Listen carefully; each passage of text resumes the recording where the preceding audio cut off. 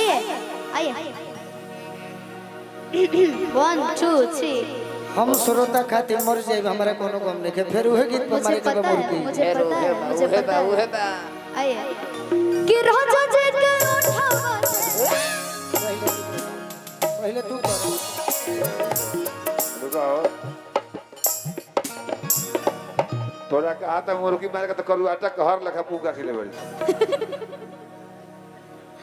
आइए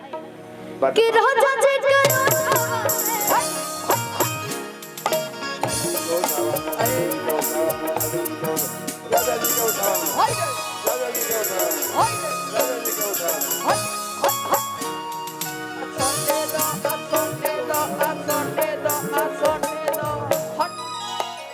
अब आपकी बारी अब आपकी बारी आए हम कुछ और करब श्रोता खातिर तू कर चाहे मत कर सर के तरफ से 100 रुपया ले राजा जी के उठावा से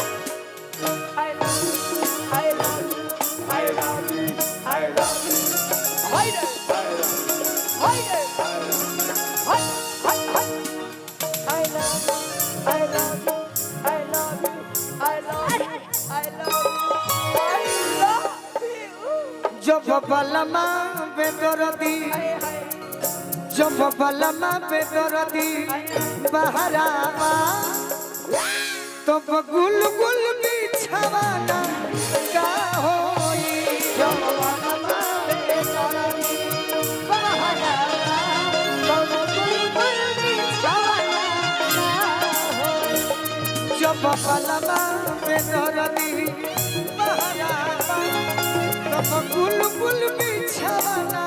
का होई जब बलमा बेदरदी बहरावा तब गुल गुल लालू भैया जब बलमा बेदरदी बहरावा तब गुल गुल बिछवाना का होई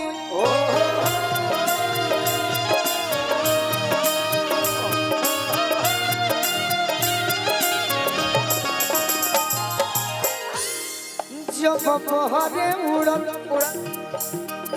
जब बहरे उड़न गुल छहरावा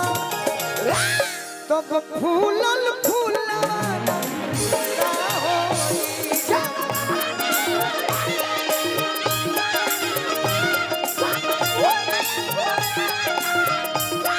जब बहरे उड़न गुल छहरावा तब फूलल फूलवाना का होई